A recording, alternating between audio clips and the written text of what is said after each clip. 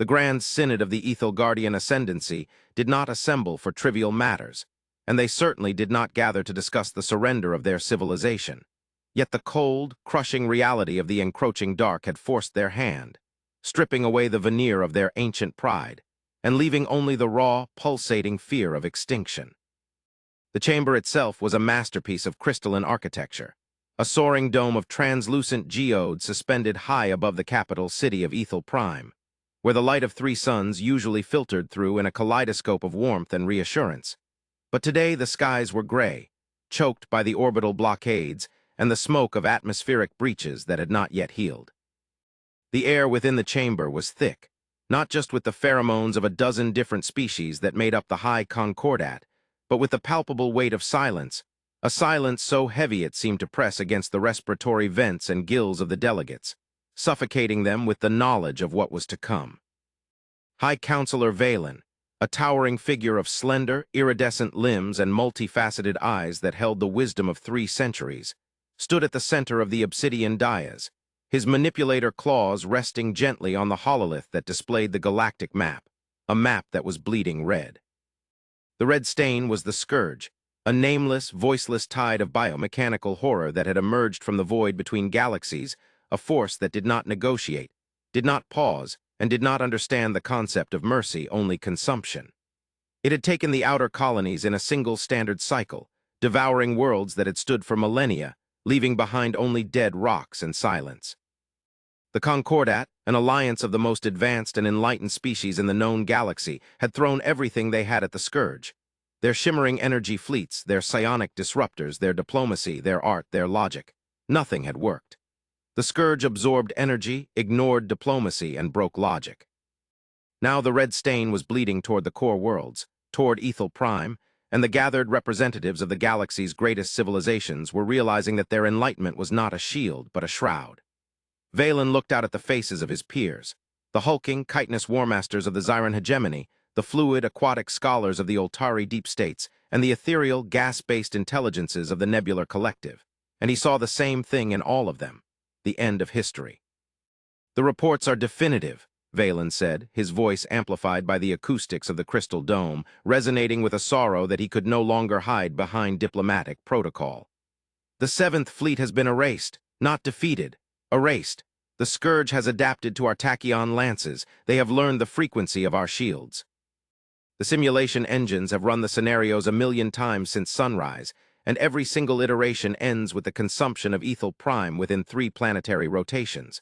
We have no more fleets to deploy. We have no more strategies to invent. The logic of our survival has run its course." A murmur of despair rippled through the chamber, a sound like dry leaves scraping against stone. General Crox of the Zyran hegemony, a massive creature whose exoskeleton bore the scars of 100 border conflicts, slammed a fist onto his podium, cracking the stone.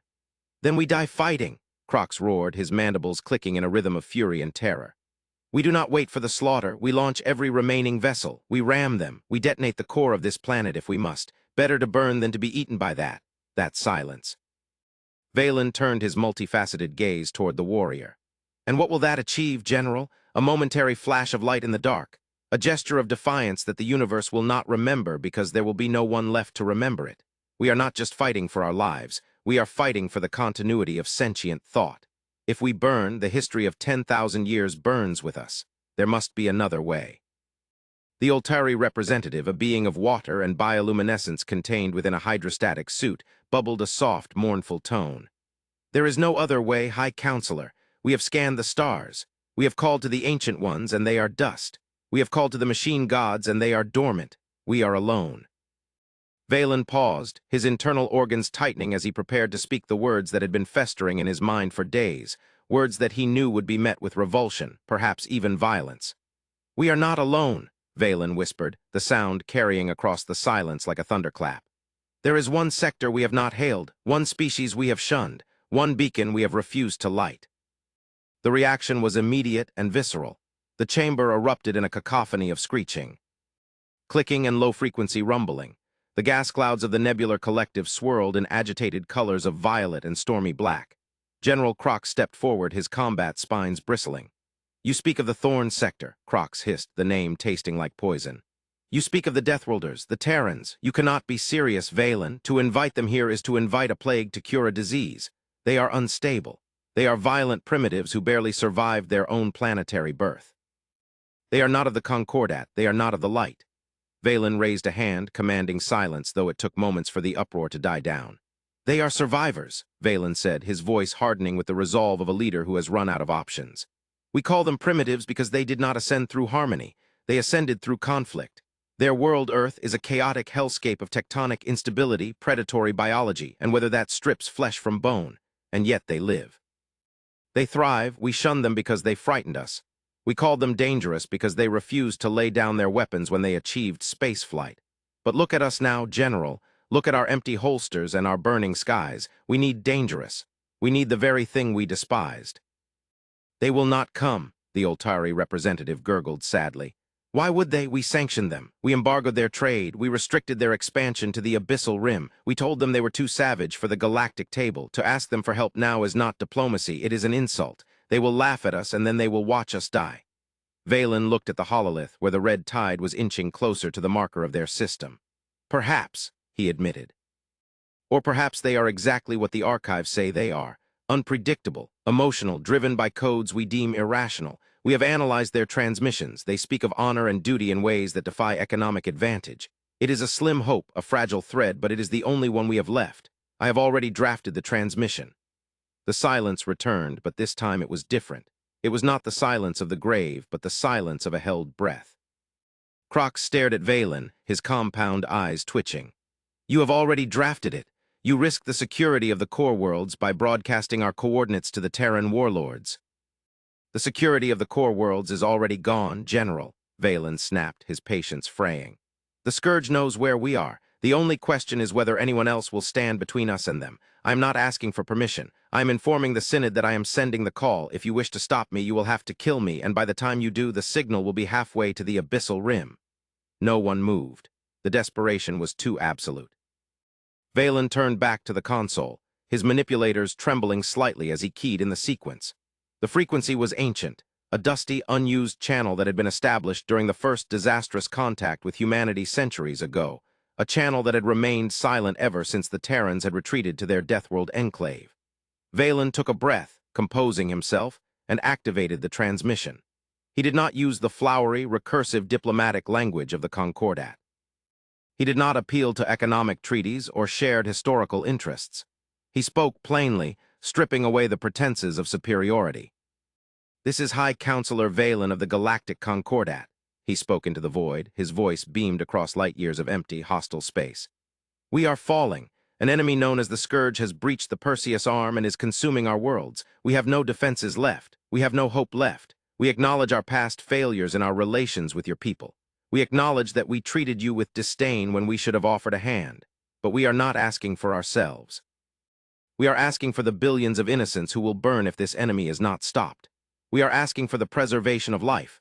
We are pleading for help. If you can hear this, the light is going out. Please. He cut the transmission. The message raced away, faster than light, diving through the subspace currents, heading toward the darkest, most turbulent sector of the galaxy, a region of erratic pulsars and gravity wells where the Terran Federation sat in its brooding isolation. The wait began. Minutes turned into hours. The Synod remained in the chamber, watching the red stain on the map grow. The Scourge had bypassed the final fortress world of Belzar. They were crossing the system threshold. It was a waste of energy, Crox grumbled, though he did not leave his post.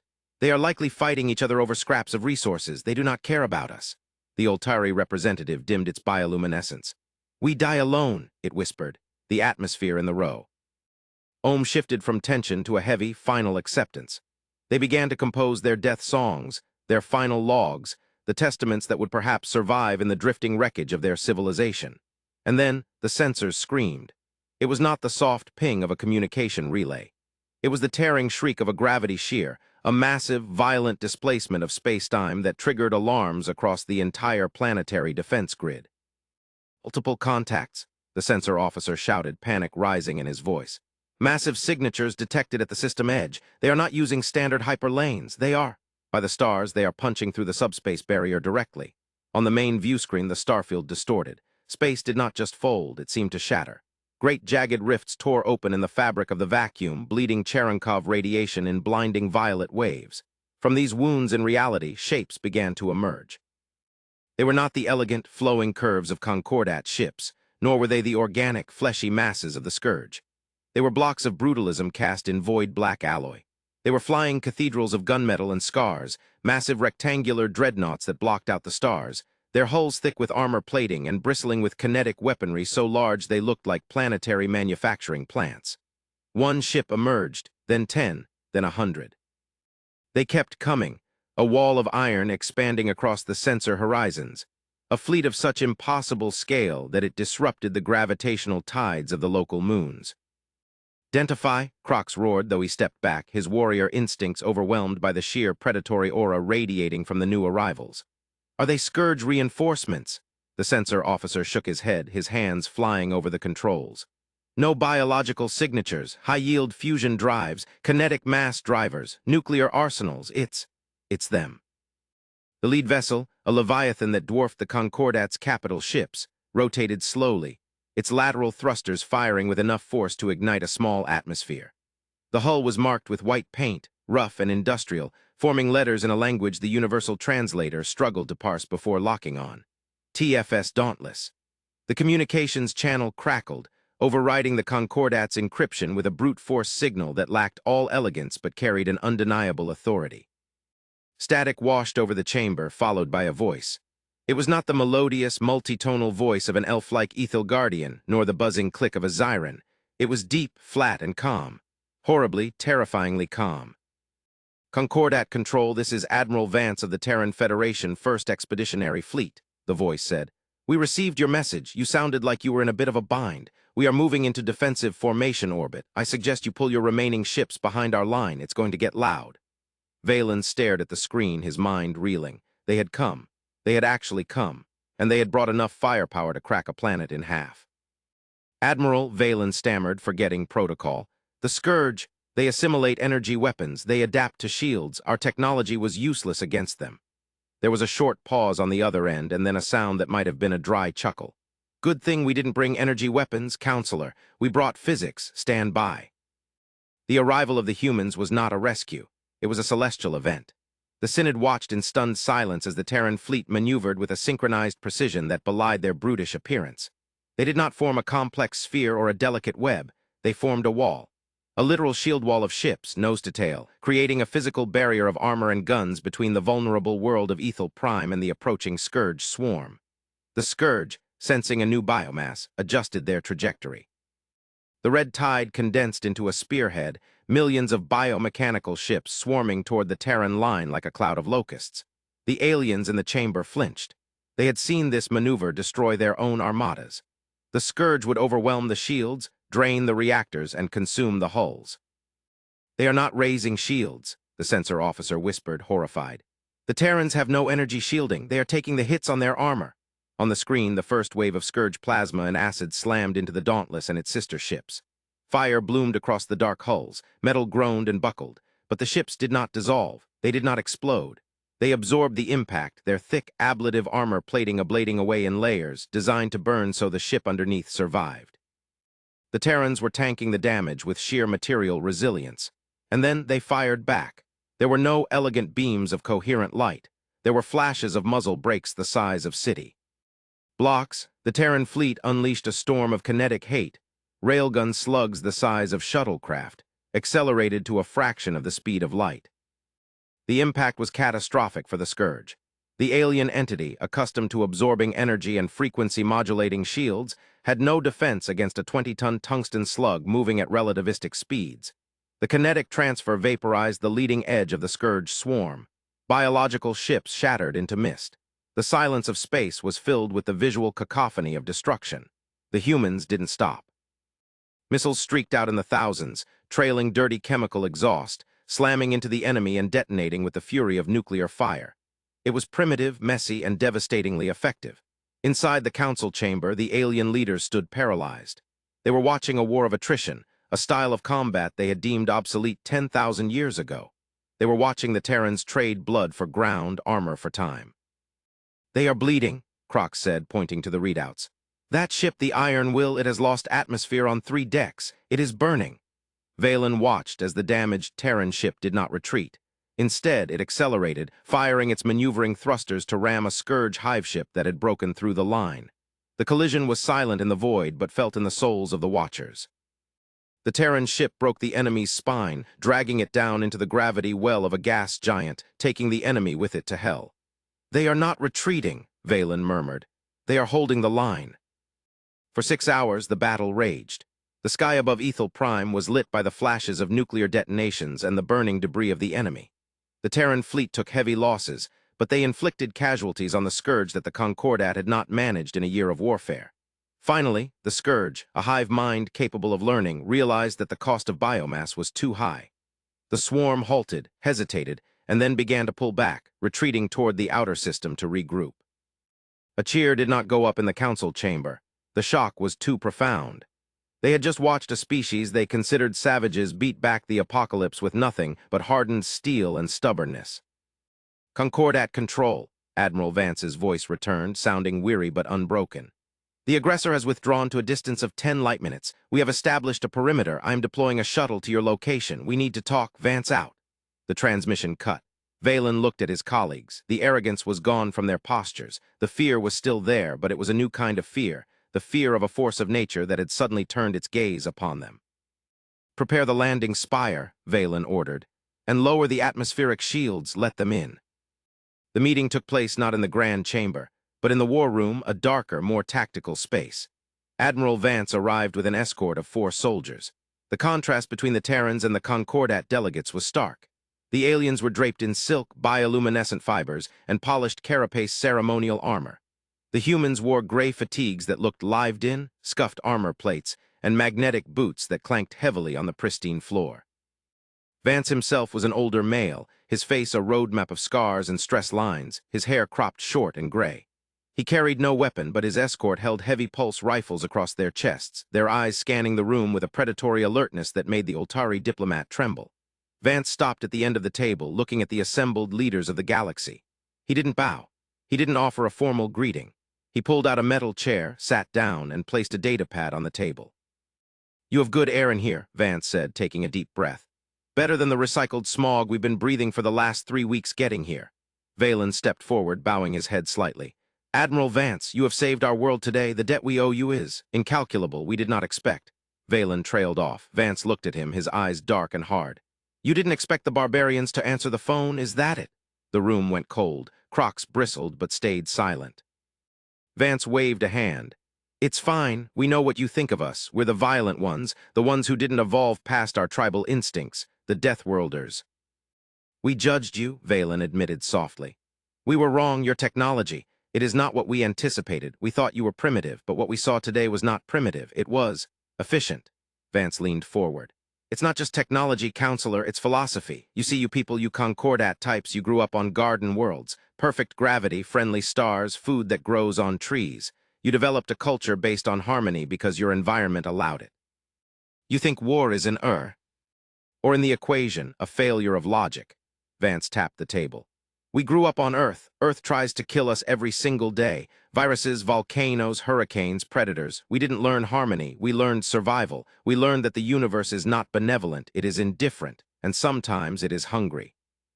The Oltari representative spoke up, its voice trembling. "But why come? We abandoned you. We left you in the dark." Vance's expression softened just a fraction. "Because we know what it's like to be in the dark," he said quietly. "And because of the garden." The aliens exchanged confused glances. "The garden?" Valen asked. Vance nodded. "It's an old human parable. When the first humans looked up at the stars, we didn't see gods, we saw a jungle. A dark forest filled with things that wanted to eat us. And we decided that if we were going to survive, we couldn't just be the prey. We had to be the gardeners. We had to clear the brush. We had to build the walls. We don't fight because we like it, counselor. We fight because someone has to stand between the light and the dark. You pleaded for help. That means you want to live. That's enough for us." The room was silent. The sheer weight of the human ethos hung in the air. They were not conquerors. They were guardians, forged in fire so that others wouldn't have to be. It was a nobility the Concordat had preached but never practiced. "The Scourge will return," Croc said, his voice respectful for the first time. "They are regrouping. They will adapt to your kinetic weapons. They always adapt." Vance nodded. We know, that's why we didn't just bring guns, we brought the payload. He tapped his datapad and a holographic schematic appeared above the table. It showed a device, massive and complex, sitting in the belly of the Dauntless. We've encountered this enemy before. Vance dropped the bombshell casually. The council erupted. Impossible, Valen cried. The Scourge is unknown, they are from extragalactic space. Vance shook his head. To you maybe, but the galaxy is a big place and we've been digging in the deep ruins of the abyssal rim for centuries. We found records, ancient ones, progenitor stuff. They call this thing the Hollow. It's not a species, it's a mechanism, a galactic immune system gone septic. It targets civilizations that reach a certain energy density. It's trying to reset the entropy counter. The alien stared at the schematic. And you have fought it? Valen asked. We fought its scouts, Vance corrected. Small swarms, nothing like this invasion force, but we found the kill switch, or at least a pause button. He pointed to the device. This is a resonance bomb. It doesn't explode with fire, it explodes with math. It broadcasts a signal that disrupts the hive mind's coordination. It tells them that the job is done. That there is no biomass here, but we have to get it inside the mothership. The mothership is surrounded by millions of drones, Croc said, analyzing the tactical map. It is suicide. Vance looked at the alien general and smiled, a grim, wolfish smile. We're Deathworlders, General. Probability is just a suggestion to us.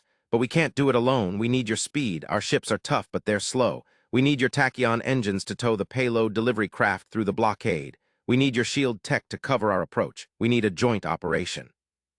The implication was staggering. The humans were asking the Concordat to fly into the teeth of the storm with them, to mix their fleets, to trust each other. Valen looked at Crocs. The insectoid general looked at the human admiral, two warriors from vastly different worlds. Crocs nodded slowly. My personal flagship, the Chitinous Fury, is the fastest in the fleet. I will carry your payload, Admiral. Vance stood up and extended a hand, a primitive physical gesture. Crocs hesitated, then reached out with his manipulator claw, grasping the human's hand. Then let's go kill a god, Vance said. Preparation for the final assault was a frenzy of activity that defied all protocol. For the first time in history, human engineers worked alongside Ethelgardian crystallographers and Zyran armorers. They retrofitted the Chitinous Fury with Terran ablative plating, welding the crude, scarred metal over the elegant alien curves. Human technicians installed the resonance bomb, a humming sphere of black matter, into the cargo bay of the Zyran ship. The cultural exchange was brief but profound. An Oltari healer watched a human medic patch up a wound with a stapler and biofoam, horrified and fascinated by the resilience of human physiology. A human marine marveled at the psionic focus of a nebular navigator. In the face of annihilation, the barriers of prejudice evaporated, leaving only the brotherhood of the trench. The plan was simple and desperate. The Terran fleet would launch a full-scale frontal assault, drawing the fire of the Scourge swarm. They would create a corridor, a throat in the enemy formation. Crocs's ship, carrying the bomb and a team of human commandos led by Vance himself, would punch through the corridor, breach the mothership's hull, plant the device, and theoretically escape before detonation. The fleet launched. This time the Concordat ships did not hide behind the Terran wall, they flew beside them. The sky above the system was filled with the mixed exhaust of fusion drives and tachyon streams. All ships engage, Vance's voice crackled over the comms from the bridge of the alien flagship. The battle was a kaleidoscope of chaos. The Terran dreadnoughts hammered the enemy with railguns, shattering the front lines. The Concordat cruisers wove through the gaps, using their precision lasers to snipe the Scourge's weapon nodes.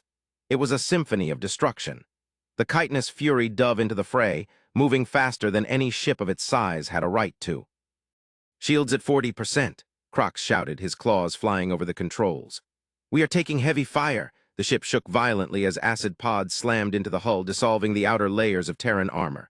Hold her steady, General, Vance yelled, strapping on a combat helmet. We're almost at the breach point. The mothership loomed ahead, a moon-sized horror of pulsating flesh and metal.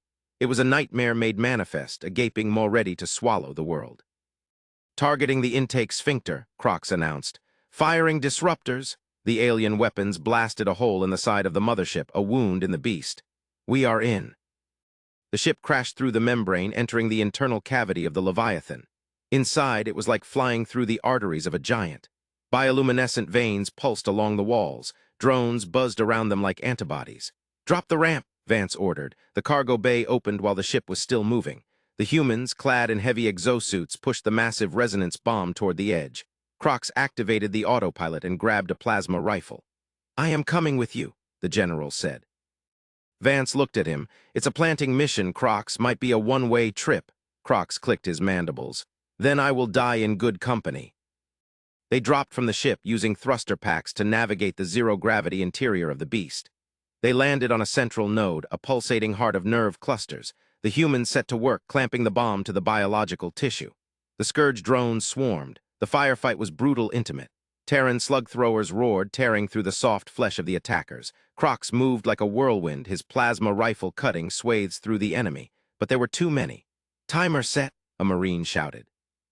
2 minutes. "Fall back to the ship," Vance ordered. They retreated under a hail of organic spikes. One Marine went down, his suit pierced. He pulled the pin on a grenade belt. "Go, I'll hold them," he screamed. Vance hesitated, the weight of command heavy on his soul, but he knew the math. He grabbed Crocs and hauled him toward the extraction cable. They winched themselves back up to the chitinous fury as the Marine's sacrifice detonated below, buying them the seconds they needed. The ship tore its way out of the mothership, engines screaming in the red zone. They burst back into space just as the timer hit 0. The resonance bomb didn't make a sound, it made a feeling. A wave of anti-thought, a mathematical contradiction, expanded from the mothership. The Scourge hive mind, reliant on perfect synchronization, faltered. The signal told them they were dead. It told them the prey was gone. It told them to sleep. The effect was instantaneous. The millions of Scourge ships simply stopped. Their engines cut out. Their weapons powered down. They drifted, lifeless husks in the dark. The silence that followed was not the terrifying silence of the void, but the silence of peace. On the bridge of the chitinous fury, Vance and Crocs stood amidst the smoke and sparks, breathing hard. They looked at the view screen at the drifting graveyard of the enemy. "We did it," Crocs whispered, disbelief coloring his tone. "We actually did it." Vance wiped blood from his forehead. "Yeah, we did." The fleet returned to Ethel Prime not as two separate forces, but as a victor's parade. The skies of the capital were filled with fireworks, but the celebration was tempered by the reality of what had happened. The Concordat had been saved, but they had been humbled. The Deathworlders, the outcasts, had been the ones to hold the line. Weeks later, the repairs were underway. The Terran fleet remained in orbit, assisting with the reconstruction. A formal ceremony was held in the Grand Synod. This time, the atmosphere was different. There was no arrogance. Valen stood at the podium, but he did not speak down to the assembly. He looked at Admiral Vance, who stood with his surviving officers, looking uncomfortable in their dress uniforms. "We looked into the abyss," Valen said to the galaxy, "and we blinked. But when we opened our eyes, we found that we were not alone. We found that in the darkest corners of the galaxy there are those who have made friends with the dark so that they might protect the light. The Terran Federation is no longer to be considered an outcast state. They are a member state of the High Concordat with full council privileges." The applause was thunderous, a sound of genuine gratitude, but Vance raised a hand, cutting them off. "We appreciate the offer," Vance said, his voice amplified. "We really do, but we can't join you, not fully." The room went quiet. "Why?" Valen asked. "You have earned your place." Vance looked at the star map, then back at the council. "Because the Scourge wasn't just an invasion, it was running from something." The twist hung in the air, sucking the joy out of the room. "What?" Crocs asked, stepping forward. Vance activated the hololith. He brought up data retrieved from the Scourge mothership before it shut down. It showed the path the Scourge had taken. They had been moving at maximum speed, burning their own biomass to travel faster. They weren't conquering, they were fleeing. "There is a signal," Vance said gravely. "Coming from beyond the galactic rim. The Scourge heard it and ran. We analyzed the signal. It's not biological, it's not random, it's artificial, and it's hungry." Vance looked at the terrified faces of the aliens. The Scourge was just the first wave, the panicked herd running ahead of the predator. Something else is coming, something much older and much worse. He paused, letting the gravity of the situation sink in. "That is why we cannot sit in your council and debate trade tariffs. We have to go back to the rim, we have to fortify, we have to build bigger walls." Valen looked at the human, seeing the weary determination in his eyes. "You will go back into the dark?" Valen asked. "Alone." Vance smiled, but this time it was a genuine, warm smile. He looked at Crocs, then at the Oltari, then at the nebular cloud. "No," Vance said. "I don't think we'll be alone this time, will we?" Crocs slammed his fist against his chest, a warrior's salute. "The Zyran fleets will patrol the rim with you, Admiral. The dark is not so frightening when you have a shield brother." The Oltari representative bowed. Our scientists will join you. We will analyze this signal. Valen nodded. And the Ethelgard will provide the resources. We will not close our eyes again. The story ended not with a resolution, but with a promise. The galaxy was vast and full of terrors. The silence was still out there, a shadow moving between the stars. But as the Terran ships turned their prows back toward the deep dark, flanked by the glittering vessels of the Concordat, there was a new feeling in the galaxy. It wasn't safety. Safety was an illusion. It was something stronger. It was the knowledge that when the call came from the void, when the monsters scratched at the door, there would be someone there to answer. The Deathworlders had answered the call, and in doing so, they had taught the galaxy a lesson that would echo for 1,000,000 years. You do not survive the night by hiding under the covers. You survive by lighting a fire, sharpening your spear, and standing together against the dark. Admiral Vance stood on the bridge of the Dauntless, watching the stars streak by. His comms officer looked up. "Admiral, we're receiving the data on the extragalactic signal. It's a countdown, sir." Vance stared at the screen. The numbers were ticking down. "How long?" he asked. 10 years, the officer replied. 10 years until arrival." Vance nodded, the ghost of a smile touching his lips. 10 years, that was a lifetime for a human. It was enough time. He keyed the fleet-wide comms. "All ships, this is Vance. We have a new objective. We have 10 years to turn this galaxy into a fortress. Let's get to work." The engines flared, 1,000 stars igniting in the black, burning bright against the encroaching night. They were the Terrans. They were the Deathworlders, and they were just getting started. The universe had pleaded for help, and now the universe was going to see exactly what kind of help it had summoned. The dangerous call had been answered, and the galaxy would never be the same again. The end was not the end. It was merely the beginning of the war for existence. And for the first time, the odds looked just about even.